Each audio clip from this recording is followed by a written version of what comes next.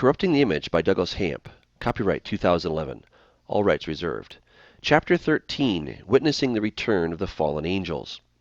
We all know that UFOs are real. All we need to ask is, where do they come from? Captain Edgar D. Mitchell, Apollo 14 astronaut. The deception of the coming aliens to save the planet in one form or another is not only found in the movies and popular media, but in eyewitness accounts as well. Over the past 60 years, numerous people all over the world have testified to seeing some type of unknown objects in the sky. According to an ABC News poll conducted in 2000, nearly half of all Americans and millions more globally believe we're not alone.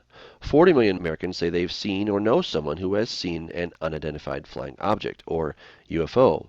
A growing number believe they've actually met aliens. Among those millions, both in America and abroad, are presidents, scientists, astronauts, and others whose testimonies concerning such things should be above reproach. While we might be able to dismiss easily the proverbial simple farmer, can we really outright dismiss the numerous testimonies from people of such caliber? To deny that something is going on in the skies is to stick your head in the sand. U.S. leaders. Ronald Reagan, 40th President of the United States, said the following to newsman Norman C. Miller, then Washington bureau chief of the Wall Street Journal, in relation to his 1974 encounter with an unidentified flying object. I looked out the window and saw this white light. It was zigzagging around. I went up to the pilot and said, "Have you ever seen anything like that?" He was shocked and he said, "Nope." And I said to him, "Let's follow it." We followed it for several minutes. It was a bright white light. We followed it to Bakersfield, and all of a sudden, to our utter amazement, it went straight up into the heavens. When I got off the plane, I told Nancy all about it. Several years later, as president, he made the following comment on December 4th, 1985, speaking to the students of Falston High School in Falston, Maryland, concerning his discussions with General Secretary Gorbachev. I couldn't help but say to him, just think how easy his task and mine might be in these meetings that we held if suddenly there was a threat to this world from some other species from another planet outside in the universe. We'd forget all the local differences that we have between our countries, and we would find out once and for all that we are really all human beings on this earth together. Well, I do not suppose we can wait for some alien race to come down and threaten us. President Reagan made a very telling statement to a full session of the United Nations on September 21st, 1987. He stated clearly that an alien force was already among us. In our obsession with antagonisms at the moment, we often forget how much unites all the members of humanity. Perhaps we need some outside universal threat to make us recognize this common bond. I occasionally think how quickly our differences worldwide would vanish if we were facing an alien threat from outside this world. And yet, I ask, is not an alien force already among us? There are only a handful of people who know the truth about this. He also made several other comments throughout his presidency that reflect his clear admission to the United Nations in 1987. In 1988, he made the following remark, "But I've often wondered, what if all of us in the world discovered that we were threatened by a power from outer space, from another planet?" Ronald Reagan was not unique among presidents. President John F. Kennedy made the following statement concerning UFOs. "The U.S. Air Force assures me that UFOs pose no threat to national security." In 1966, future President Gerald Ford recommended an official investigation of UFOs. "I strongly recommend that there be a committee investigation of the UFO phenomena. I think we owe it to the people to establish credibility regarding UFOs and to produce the greatest possible enlightenment on this subject." While campaigning for the presidency in 1976, Jimmy Carter admitted that he too had witnessed a UFO. "I do not laugh at people anymore when they say they've seen UFOs. I've seen one myself." In 1965, Senator Barry Goldwater, who was also a retired Air Force Brigadier General and pilot, made the following admission. "I certainly believe in aliens in space, and that they are indeed visiting our planet. They may not look like us, but I have very strong feelings that they have advanced beyond our mental capabilities." Even General Douglas MacArthur was firmly convinced of the existence of extraterrestrials. On October 8, 1955, he boldly declared, "You now face a new world, a world of change. We speak in strange terms of harnessing the cosmic energy, of ultimate conflict between a united human race and the sinister forces of some other planetary galaxy. The nations of the world will have to unite, for the next war will be an interplanetary war. The nations of the earth must someday make a common front against attack by people from other planets. World leaders.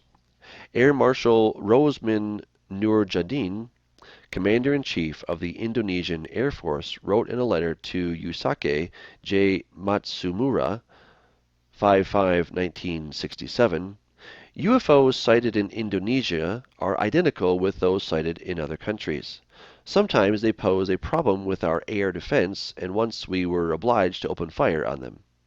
Mikhail Gorbachev, as reported in the Soviet Youth magazine, May 4, 1990, reported in CIA declassified FBIS, stated, "The phenomenon of UFOs does exist, and it must be treated seriously."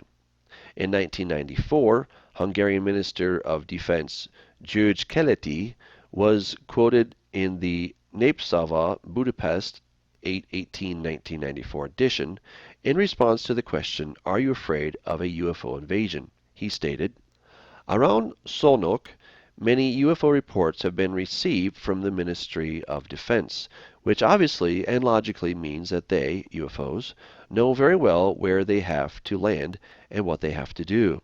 It is remarkable indeed that the Hungarian newspapers, in general newspapers everywhere, reject the reports of the authorities." Astronauts and scientists. It seems logical that if anyone should have any information concerning the existence of UFOs, it would be pilots and those from NASA. In 1971, Captain Edgar D. Mitchell, Apollo 14 astronaut, made two insightful statements. "We all know that UFOs are real. All we need to ask is where do they come from?" His testimony is confirmed by many in his field. Colonel L. Gordon Cooper, Mercury 7 astronaut, made the following statement in a letter to the United Nations in 1978.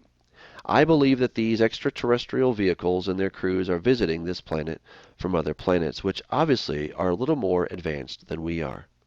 Mercury astronaut Captain Donald Slayton disclosed in a 1951 interview his experience. "I was testing a P-51 fighter in Minneapolis when I spotted this object. I was at about 10,000 feet on a nice, bright, sunny afternoon. I thought the object was a kite. Then I realized that no kite is going to fly that high. As I got closer, it looked like a weather balloon, gray and about 3 feet in diameter. But as soon as I got behind the darn thing, it didn't look like a balloon anymore. It looked like a saucer, a disc. About the same time, I realized that it was suddenly going away from me, and there I was, running at about 300 miles per hour. I tracked it for a little way, and then all of a sudden the thing just took off. It pulled about a 45-degree climbing turn and accelerated and just flat disappeared." Maurice Chatelain, former chief of NASA Communication Systems, put it this way: "All Apollo and Gemini flights were followed, both at a distance and sometimes also quite closely, by space vehicles of extraterrestrial origin, flying saucers or UFOs if you want to call them by that name. Every time it occurred, the astronauts informed Mission Control, who then ordered absolute silence." Physicist Michio Kaku, professor of theoretical physics at University of New York, candidly stated in an ABC News quote, "In my mind, there is no question that they're out there. My career is well established. My textbooks are required reading in all major capitals on planet Earth. If you want to become a physicist to learn about the united field theory, you read my books. Therefore, I'm in a position to say, yes, most likely, they're out there, perhaps even visited, perhaps on our moon."